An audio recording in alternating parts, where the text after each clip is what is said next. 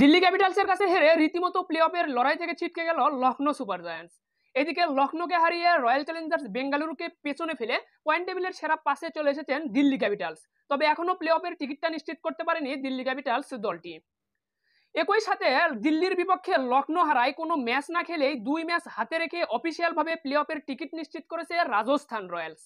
দলের অবস্থা যেমনই হোক, অরেঞ্জ ক্যাপ ও পার্পল ক্যাপস হাতছাড়া করতে রাজি নেই বিরাট কোহলি ও জাসপ্রীত বুমরা। 64তম ম্যাচ শেষে আইপিএল এর পয়েন্ট টেবিল এবং অরেঞ্জ ক্যাপ ও পার্পল ক্যাপস বর্তমানে কাদের দখলে রয়েছে, একই সাথে প্লে অফের লড়াইয়ে কোন দলের অবস্থান কোথায়, কোন 4টি দল যাচ্ছে প্লে অফে, ইতিমধ্যে কোন 2টি দল নিশ্চিত করেছে প্লে অফ, সবকিছু নিয়ে বিস্তারিত থাকছে ভিডিওতে। আসসালামু আলাইকুম, ওয়াইএন স্পোর্টস আপডেট চ্যানেলে আপনাকে স্বাগতম। আজ 14 মে মঙ্গলবার আইপিএলে একটি মাত্র ম্যাচ অনুষ্ঠিত হয়েছে, যে ম্যাচে লখনৌ সুপার জায়ান্টসকে 19 রানে হারিয়েছে দিল্লি ক্যাপিটালস। আজকের ম্যাচে প্লেয়ার অফ দ্য ম্যাচ নির্বাচিত হয়েছে দিল্লি ক্যাপিটালসের pace bowler Ishant Sharma. IPL এর সর্বমোট 74টি ম্যাচ অনুষ্ঠিত হবে। 74টি ম্যাচের মাঝে দিল্লি ক্যাপিটালস বনাম লখনৌ সুপার জায়ান্টসের মধ্যকার ম্যাচ দিয়ে আইপিএল এর 64তম ম্যাচ শেষ হয়েছে। এই 64তম ম্যাচ শেষে চলুন প্রথমেই দেখে নেই পয়েন্ট টেবিলে কার অবস্থান কোথায়, এরপরে দেখে নেব প্লে অফের লড়াইয়ে কোন দলগুলো রয়েছে এগিয়ে, সর্বশেষ দেখে নেব অরেঞ্জ ক্যাপ ও পার্পল ক্যাপস বর্তমানে কোন কোন খেলোয়াড়ের দখলে রয়েছে। তো অবশ্যই ভিডিওতে লাইক দিয়ে চ্যানেলটি সাবস্ক্রাইব করবেন, ফেসবুক পেজটি ফলো দিতে ভুলবেন না। চলমান আইপিএল এর সর্বশেষ আপডেট সহ আসন্ন টি-20 ক্রিকেট বিশ্বকাপের প্রতিটি ম্যাচ শেষে পয়েন্ট টেবিল ও টি-20 বিশ্বকাপের সর্বশেষ আপডেট সবার আগে পেতে।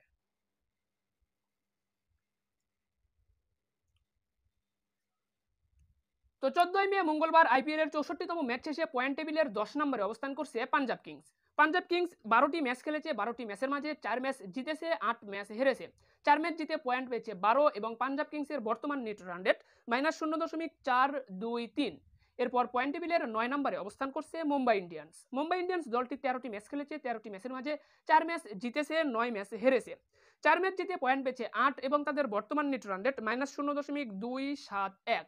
পয়েন্ট টেবিলের 8 নম্বরে অবস্থান করছে গুজরাট টাইটান্স। গুজরাট টাইটান্স 13টি ম্যাচ খেলেছে, 13টি ম্যাচের মাঝে 5 ম্যাচ জিতেছে, 7 ম্যাচ হেরেছে, একটি ম্যাচ বৃষ্টির কারণে পরিত্যক্ত হয়েছে। গুজরাট টাইটান্স সর্বমোট পয়েন্ট পেয়েছে 11 এবং তাদের বর্তমান নেট রান রেট -1.063। এরপর পয়েন্ট টেবিলের 7 নম্বরে অবস্থান করছে লখনৌ সুপার জায়ান্টস।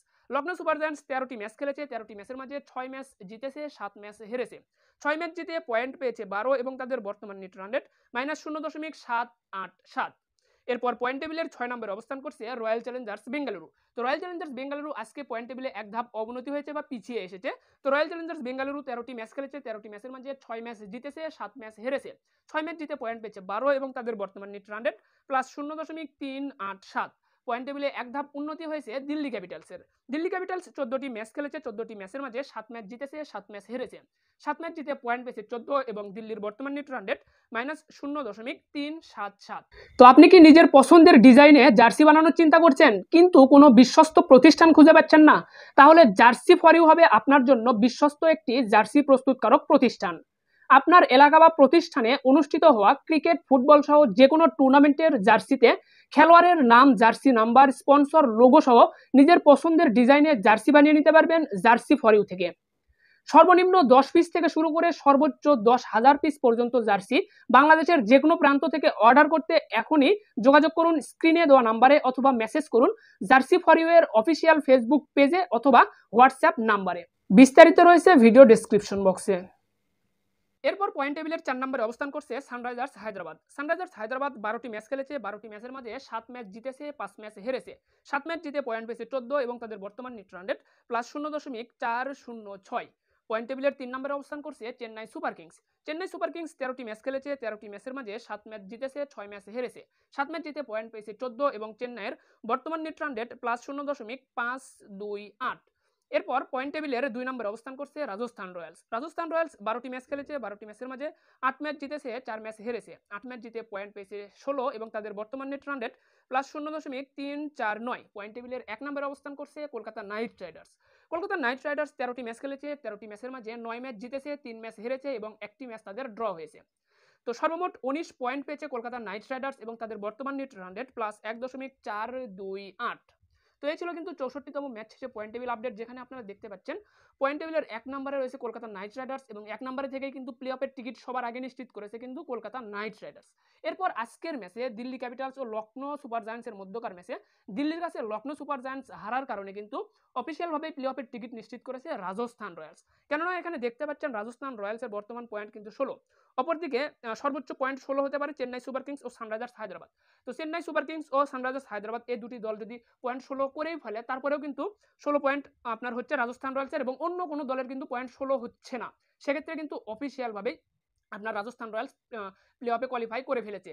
তো লখনৌ সুপার জায়ান্টস তাদের হাতে কিন্তু 16 পয়েন্ট অর্জন করার একটা সম্ভাবনা ছিল যদি আজকের ম্যাচটি তারা জিততে পারতো।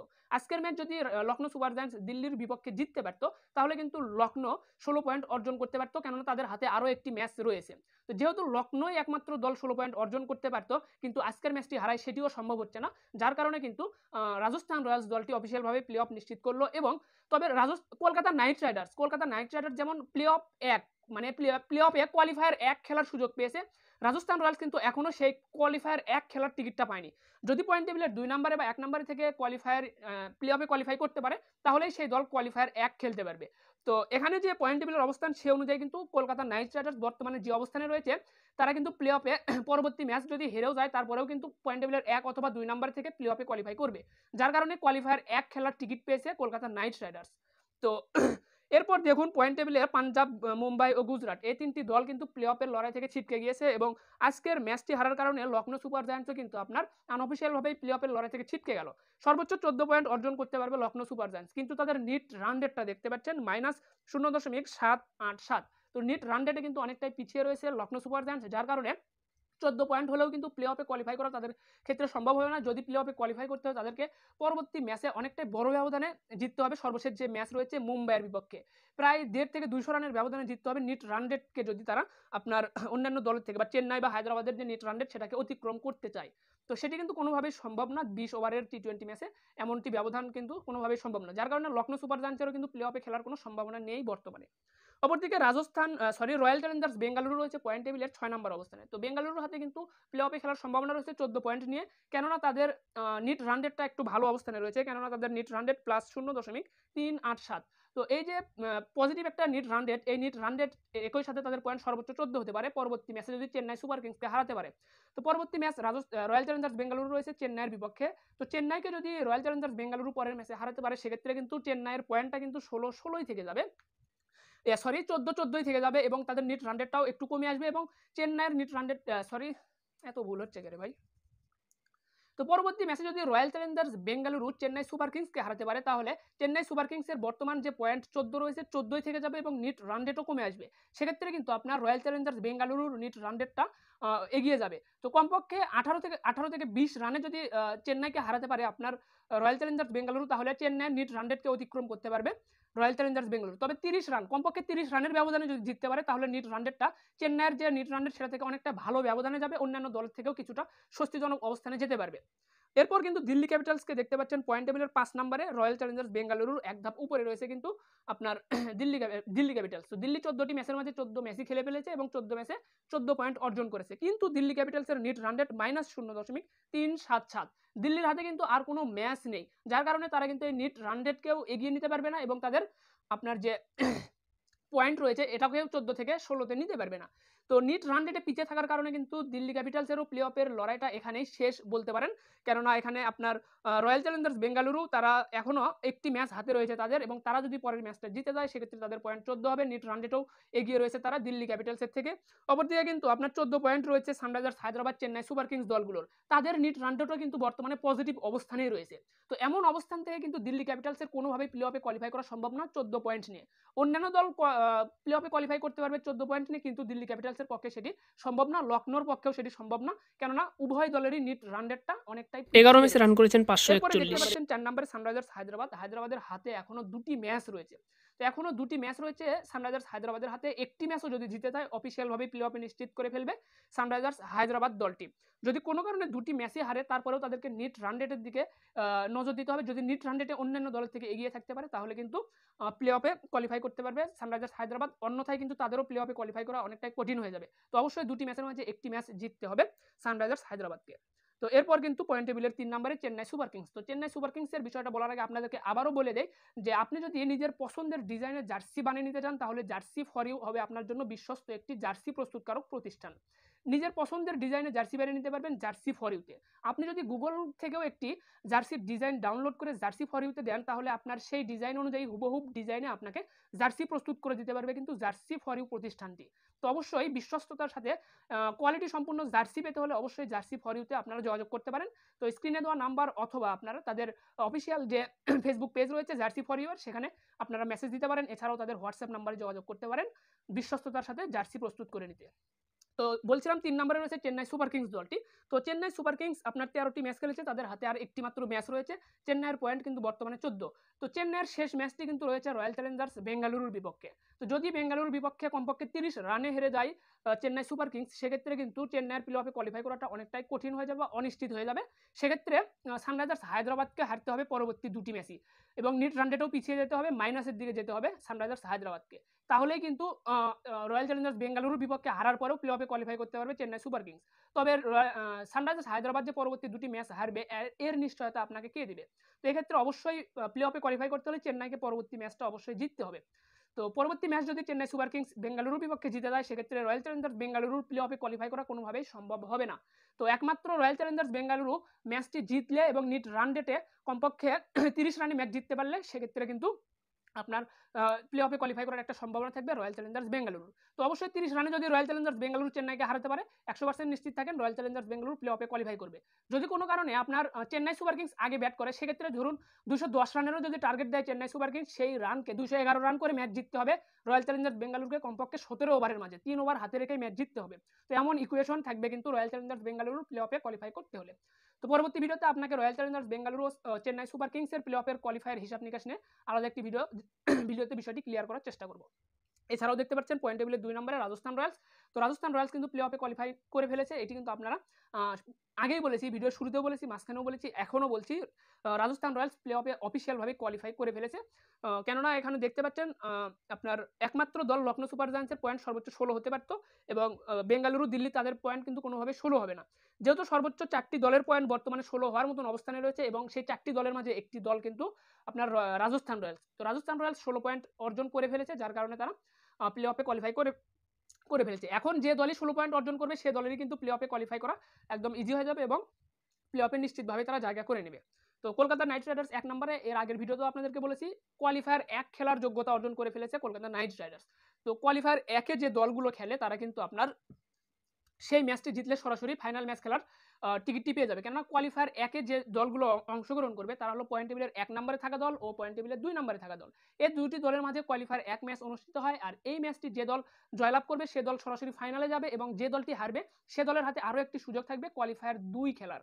তো কোয়ালিফায়ার 2 যে দলটি খেলবে সে দল আপনার এলিমিনেটর জয়ী দলের সাথে কিন্তু ম্যাচ খেলবে। তো সেই ম্যাচে জিতলে কিন্তু সে দল আপনার ফাইনালে যাবে।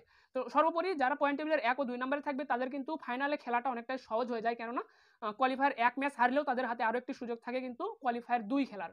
কিন্তু যে দলগুলো এলিমিনেটর ম্যাচ খেলে, অর্থাৎ পয়েন্ট টেবিলের 3 ও 4-এ থাকে, তাদের হাতে কিন্তু একটি মাত্র সুযোগ থাকে ফাইনাল ম্যাচ খেলার। তো সেই ম্যাচে এলিমিনেটর ম্যাচে যদি জেতে, সেক্ষেত্রে তাদেরকে কোয়ালিফায়ার 2 খেলতে হয়, অর্থাৎ 2 ধাপ পার করতে হবে তাদেরকে ফাইনাল ম্যাচ খেলতে হলে। তো এই ছিল কিন্তু সর্বশেষ হিসাব নিকাশ আপনাকে জানিয়ে দেওয়ার চেষ্টা করলাম। চলুন এখন দেখে নেই আগামীকাল কোন কোন দলের ম্যাচ রয়েছে। তো আগামীকাল 15ই মে বুধবার আইপিএলে একটি মাত্র ম্যাচ অনুষ্ঠিত হবে, যে ম্যাচে রাজস্থান রয়্যালসের বিপক্ষে মাঠে নামবে পাঞ্জাব কিংস। পয়েন্ট টেবিলের 2 নম্বরে থাকা রাজস্থান রয়্যালসের বিপক্ষে মাঠে নামবে পয়েন্ট টেবিলের 10 নম্বরে থাকা পাঞ্জাব কিংস। ম্যাচটি শুরু হবে বাংলাদেশ সময় রাত 8টায়, ভারতীয় সময় সন্ধ্যা 7টা 30 মিনিটে। চলুন এখন আমরা দেখে নেই অরেঞ্জ ক্যাপ ও পার্পল ক্যাপসের। তো 14ই মে মঙ্গলবার আইপিএলের 64তম ম্যাচ শেষে অরেঞ্জ ক্যাপের লড়াইয়ে 10 নম্বরে অবস্থান করছে কলকাতা নাইট রাইডার্সের উইকেট রক্ষক ব্যাটসম্যান ফিল সল্ট। 12 ম্যাচে রান করেছেন 435। এরপর 9 নম্বরে অবস্থান করছে দিল্লি ক্যাপিটালসের অধিনায়ক ঋষভ পান্ট। 13 ম্যাচে রান করেছেন 446। এরপর 8 নম্বরে অবস্থান করছে কলকাতা নাইট রাইডার্সের অলরাউন্ডার সুনীল নারিন। 12 ম্যাচে রান করেছেন 461। এরপর 7 নম্বরে অবস্থান করছে লখনৌ সুপার জায়ান্টসের অধিনায়ক লোকেশ রাহুল। 13 ম্যাচে রান করেছেন 465। এরপর 6 নম্বরে অবস্থান করছে রাজস্থান রয়্যালসের ব্যাটসম্যান রিয়ান পরাগ। 12 ম্যাচে রান করেছেন 483। এরপর 5 নম্বরে অবস্থান করছে রাজস্থান রয়্যালসের অধিনায়ক সঞ্জু স্যামসন। 12 ম্যাচে রান করেছেন 486। এরপর 4 নম্বরে অবস্থান করছে গুজরাট টাইটান্সের ব্যাটসম্যান সাই সুদর্শন। 12 ম্যাচে রান করেছেন 527। এরপর 3 নম্বরে অবস্থান করছে সানরাইজার্স হায়দ্রাবাদের ব্যাটসম্যান ট্রাভিস হেড। 11 ম্যাচে রান করেছেন 533। এরপর 3 নম্বরে অবস্থান করছে চেন্নাই সুপার কিংসের অধিনায়ক ঋতুরাজ গাইকোয়াদ। 13 ম্যাচে রান করেছেন 583। 1 নম্বরে অবস্থান করছে রয়্যাল চ্যালেঞ্জার্স বেঙ্গালুরুর ব্যাটসম্যান বিরাট কোহলি। 13 ম্যাচে রান করেছেন 661। তো 661 রান করে অরেঞ্জ ক্যাপটা বর্তমানে নিজের দখলে রেখেছেন কিন্তু বিরাট কোহলি। বিরাট কোহলির হাতে আরও একটি ম্যাচ রয়েছে কিন্তু এই অরেঞ্জ ক্যাপের লড়াইয়ে নিজেকে আরও শক্তপোক্ত অবস্থানে নিয়ে যাওয়ার জন্য। চলুন এখন দেখে নেই পার্পল ক্যাপসের লড়াই কার অবস্থান কোথায়। তো 14 মে মঙ্গলবার আইপিএলের 64তম ম্যাচ শেষে পার্পল ক্যাপসের লড়াইয়ে 10 নম্বরে অবস্থান করছে কলকাতা নাইট রাইডার্সের অলরাউন্ডার সুনীল নারায়ণ। 12 ম্যাচে উইকেট পেয়েছেন 15টি। এরপর 9 নম্বরে অবস্থান করছে পাঞ্জাব কিংসের পেস বোলার আরশদীপ সিং। 12 ম্যাচে উইকেট পেয়েছেন 16টি। এরপর 8 নম্বরে অবস্থান করছে কলকাতা নাইট রাইডার্সের পেস বোলার হর্ষিত রানা 10 ম্যাচে উইকেট পেয়েছেন 16টি। এরপর 7 নম্বরে অবস্থান করছে দিল্লি ক্যাপিটালসের স্পিন বোলার কুলদীপ যাদব।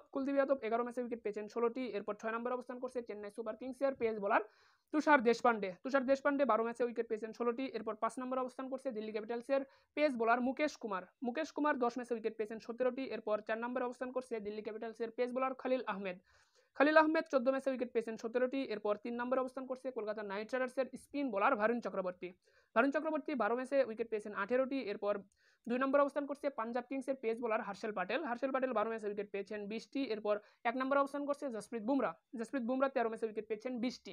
তো 13 ম্যাচে 20টি উইকেট নিয়ে পার্পল ক্যাপটা নিজের দখলে রেখেছেন জসপ্রীত বুমরার হাতে আরও একটি ম্যাচ রয়েছে। সেই ম্যাচে যদি বেশ কিছু উইকেট পেতে পারে তাহলে শেষ পর্যন্ত একটা ভালো অবস্থানে যেতে পারবে জসপ্রীত বুমরা পার্পল ক্যাপসের লড়াই। তো এই ছিল কিন্তু 64তম ম্যাচ শেষে আইপিএলের সর্বশেষ আপডেট যেটি আপনাদেরকে জানিয়ে দেওয়ার চেষ্টা করলাম। তো বর্তমানে কিন্তু পয়েন্ট টেবিলে সেরা অবস্থানে রয়েছে কলকাতা নাইট রাইডার্স। এরপরে অরেঞ্জ ক্যাপ রয়েছে বিরাট কোহলির দখলে, পার্পল ক্যাপস রয়েছে জসপ্রীত বুমরার দখলে।